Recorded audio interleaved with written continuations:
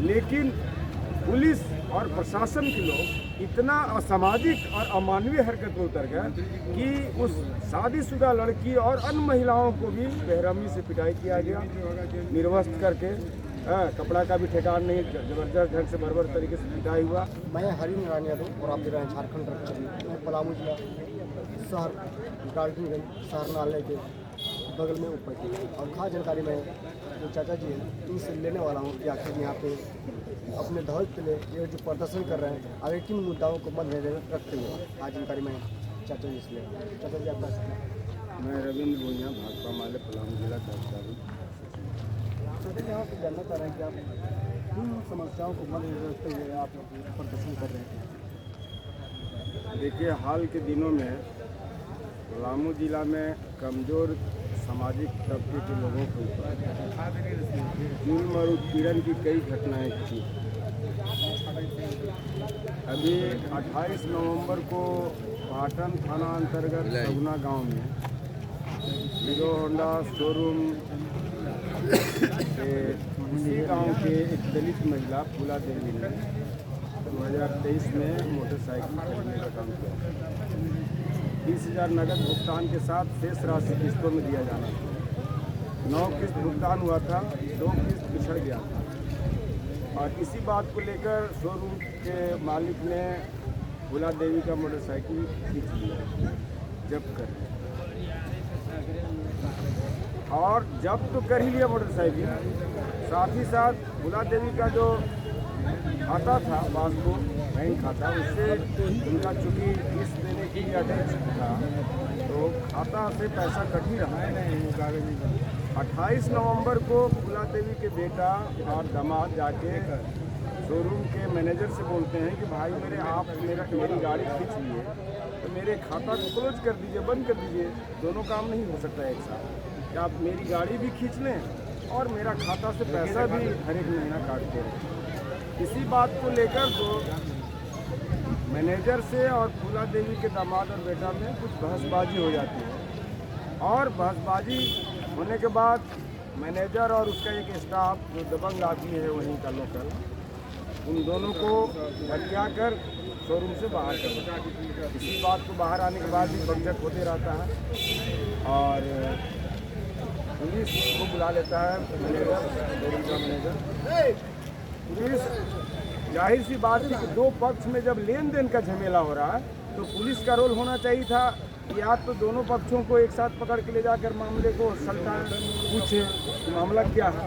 लेकिन पुलिस जिस रोल में वहाँ पर खड़ी हुई कि एक तरफा लठेत की तरह शोरूम के मालिक के पक्ष में खड़ा होकर उन दोनों नौजवानों को और वहाँ उपस्थित महिलाओं को भी ज़बरदस्त पिटाई किया, बेरहमी से, और उन दो लोगों को पकड़ के ले गया और जेल भेज दिया। अभी तक इसी तरह की घटना पांडू में हुआ। वहाँ दलित लोगों का जमींदारों से जमीन की लड़ाई थी। कोर्ट का फैसला हो जाता है, क्योंकि पैसा वाला था, रसूख वाला था जमींदार, दलितों के खिलाफ में। 8 दिसंबर को जाकर वहाँ का अंचलाधिकारी, सीओ और थानेदार गरीबों को कहता है कि हम घर को गिराएंगे, ज़मीन को खाली करवाएंगे। गांव के लोग सैकड़ों लोग जमा हो जाते हैं, उसके साथ अनुनय विनय करते हैं कि 9 तारीख को मेरी बेटी की शादी है, आपको घर अगर आपको कोर्ट से फैसला हो गया है तो 2-4 दिन बाद आप इसको हटा लीजिएगा। लेकिन पुलिस और प्रशासन के लोग इतना असामाजिक और अमानवीय हरकत में उतर गए कि उस शादीशुदा लड़की और अन्य महिलाओं को भी बेरहमी से पिटाई किया गया, निर्वस्त्र करके। कपड़ा का भी ठिकान नहीं, जबरदस्त ढंग से बर्बर तरीके से पिटाई हुआ और कई लोगों को थाने में रखा गया। उस शादी होने वाली लड़की को भी 11 बजे रात तक रखा गया। जनता का जब दबाव पड़ा तब फिर रात को छोड़ा गया। तो इस तरह की कई घटनाएं हुई हैं कि एक तरफ दबंग लोग, सामंती लोग, मजबूत लोग, सहजोर लोग गरीबों को लगातार परेशान कर रहे हैं, दबा रहे हैं। इमली में पिछले साल वहाँ के मंगल राम का भी घर गिरा दिया दबंगों ने। किस लिए गिरा दिया? कि उसने बाबा साहब अम्बेडकर का नाराबाजी किया था मोहल्ला, और वहाँ के दबंगों की नागवार गुजरा। इस पाटन में घर पथरा में एक रंजन कौशिक नाम का नौजवान, दलित नौजवान का हत्या हो गया।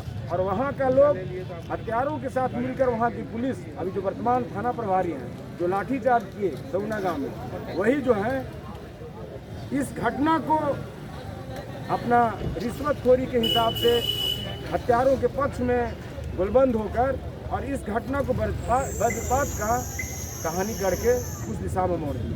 और वहाँ भी एक दलित नौजवान का हत्या हुई और हत्यारों की गिरफ्तारी आज तक नहीं हुई। तो हम इस बात को कहना चाह रहे हैं कि हाल के 1 साल के अंदर पलामू जिले में दलितों के ऊपर सामंतों के द्वारा, दबंगों के द्वारा कई जुल्म और उत्पीड़न की घटनाएं हुई हैं। और तो और प्रशासन भी, खासकर पांडु और पाटन की घटना में दिखाई पड़ा है कि प्रशासन भी खुलेआम अब कमज़ोर वर्गों के पक्ष में मजबूत लोगों के साथ मिलकर लठैती कर रही है। प्रशासन के लोग, पुलिस के लोग, खुद दारोगा के नेतृत्व में ये सब चीज़ हो रहा है और गरीबों को परेशान किया जा रहा है। पाटन में अभी सगुना गांव में 14 गरीबों को पर्चा की ज़मीन पर चढ़ने नहीं दिया जा रहा है। वहाँ के पंडित जो जमींदार है उसके द्वारा सब रसीद पर्चा है इनके पास, उनका पेड़ पौधा को ज़बरदस्ती काटा जा रहा है। तो आज के इस प्रदर्शन के जरिए हम माननीय मुख्यमंत्री हेमंत सोरेन का ध्यान उपायुक्त और एसपी पलामू को मांग पत्र देकर आकृष्ट करवाना चाहते हैं कि मौजूदा दौर में आप जो अगुआ राज बनाना चाहते हैं झारखंड को, आपका सपना है, अगुआ राज का सपना आपके ही जो अधीनस्थ पदाधिकारी लोग हैं, दरोगा और सीओ, अगुआ राज के सपना को मटियामेट कर रहे हैं, कलंकित कर रहे हैं, धूमिल कर रहे हैं, इस सरकार को बदनाम करने का काम कर रहे हैं। इसलिए हम लोग मांग करते हैं यहाँ के माननीय मंत्री राधा कृष्ण किशोर जी से, इसलिए कि स्थानीय वो विधायक भी हैं, अभी भी लोगों का उम्मीद है आपसे कि आप गरीबों के न्याय के पक्ष में खड़ा होइएगा। और माननीय मुख्यमंत्री जी से, हेमंत सोरेन से भी हम लोग मांग करते हैं आज के प्रदर्शन के जरिए, धरना के जरिए, कि गरीबों को उनके ज़मीन जान माल का हिफाजत करने में वो मदद करें। और जो लोग उनके जान माल और ज़मीन दखल कर रहे हैं, गरीबों की ज़मीन और जान माल ले रहे हैं गरीबों का, उन दोषियों पर उचित कार्रवाई करें, चाहे वो ज़मींदार हों, चाहे पुलिस के ऑफिसर हों, कोई थानेदार हो या कोई सीओ हो। हम लोग स्पष्ट मांग कर रहे हैं कि गरीबों को न्याय मिलना चाहिए।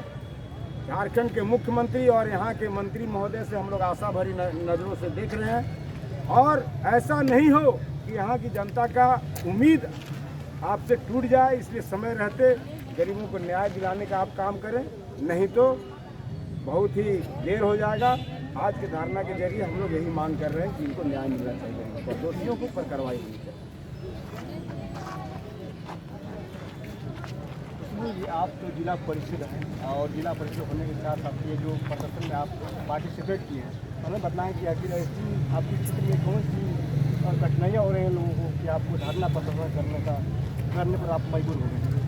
हमारी क्षेत्र की केवल बात नहीं है, झारखंड राज्य में हमको लगता है तमाम जिलों में प्रशासन हमेशा दबे कुचले जो गरीब गुरबा हैं, जो यहाँ के दलित हैं, आदिवासी हैं और जो माइनॉरिटी के लोग हैं, सब पर हमेशा लगातार दोहन और शोषण हो रहा है। इसके खिलाफ में आप एक उदाहरण के तौर में गहरपथरा में जो कौशिक रंजन को जैसे हत्या कर दिया गया और यह बताया गया कि नहीं वज्रपात से मौत हो गई है, लेकिन वहाँ के जो स्थानीय लोग देखे थे उसको कैसे निरहन तरीके से मारा गया। लेकिन प्रशासन और सिविल सर्जन और प्रशासनिक व्यवस्था के तहत उसे एक क्या बोलते हैं वज्रपात की घटना को बताते हुए उसको जो न्याय मिलनी चाहिए, जो दोषी है उसको जो सज़ा होनी चाहिए उसको छुपाया जा रहा है। दोषी को जो सज़ा मिलनी चाहिए वो दोषी को सज़ा नहीं मिल पा रही है। अब दूसरा उदाहरण एक शोभना में देखिए, दलित महिला के नाम से एक मोटरसाइकिल खरीदा गया और उस मोटरसाइकिल का 2 महीना का किस्त नहीं किया और उसके चलते मोटरसाइकिल भी जब्त कर लिया और मोटरसाइकिल जब्त होने के बाद भी उनका अकाउंट से जो वृद्धा पेंशन का पैसा आता था वो कटता जा रहा था। और उनका बेटा जो है अनिल गया वहाँ शोरूम में बात करने की पैसा क्यों कट रहा है और उन्होंने जो सामंती विचार के जो वहाँ के जो मैनेजर हैं और वहाँ के जो स्टाफ हैं वो उनको कॉलर पकड़ कर मारपीट कर बाहर निकाल दिया गया और पुनः थाना को फ़ोन करके और वहाँ पर दरोगा को बुलाया गया और दरोगा के द्वारा जब उनकी माँ जानती है कि हमारा बेटा को वहाँ पीटा जा रहा है और ज़बरदस्ती गाड़ी में बैठा कर और लेगा जा रहा है, तब इन्होंने विरोध किया कि हमारी बेटा का क्या कसूर है जो आप इनको लेके जा रहे हैं, इनको गाड़ी में क्यों बैठा रहे हैं, क्यों थाना लेके जा रहे हैं। ये विरोध कर रहे थे, अपना बेटा को बचा रहे थे। उनकी पत्नी जो है वो भी बोल रही थी कि नहीं हमारी पति का कोई कसूर नहीं है, यहाँ के जो मैनेजर है उसका गलती है। लेकिन दरोगा नहीं माना और इन लोगों को महिलाओं पर लगातार हमला करने, मारने, लाठीचार्ज करने लगा। यहाँ तक कि हम गाँव में उनके घर में जब मैं गई थी, महिला से हमने पूछा कि क्या किए थे, तो उन्होंने बोला कि दरोगा ने हमको पहले लात से मार कर गिरा दिया और हम गाड़ी के नीचे गिर गए और हम बेहोश हो गए। मैंने ऐसा दरोगा, सामंती विचार के दरोगा जो है वो महिला पर कौन सा राइट है? संविधान में तो नहीं लिखा है कि पुरुष दरोगा है से महिला को मारे। यहाँ तो महिला सिपाही भी नहीं थी और इन लोगों ने, दरोगा ने महिलाओं पर वार किया। क्या इस राज्य में, इस देश में गरीब को चलने का अधिकार नहीं है? गरीब को अपना हक लेने का अधिकार नहीं है? हमारा बाबा साहेब भीमराव अम्बेडकर ने संविधान में दिए हैं कि सबको बराबरी का हक मिलना चाहिए। लेकिन इस समाज के अभी भी जो सामंती विचार के लोग हैं वो मानने को तैयार नहीं है, संविधान को मानने को तैयार नहीं है। आप देख रहे हैं कि अभी भी लगातार, अभी जब संसद भवन में कैसे अमित शाह ने बाबा साहेब अम्बेडकर को कैसे अपमानित किया, और इसका भी लगातार इस देश में लगातार उनका विरोध हो रहा है। कभी कहीं पुतला चल रहा है, उनका हमेशा विरोध हो रहा है।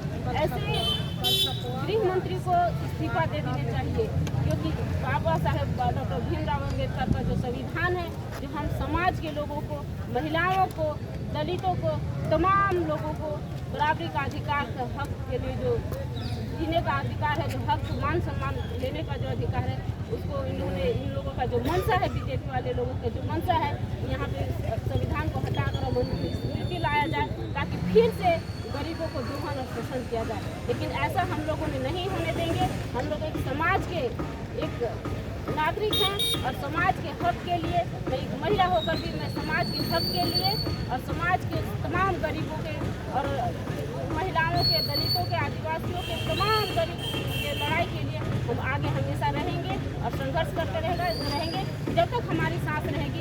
इस समाज को बेहतर बनाने के लिए, बेहतर भविष्य देने के लिए हम हमेशा आगे तत्पर रहेंगे।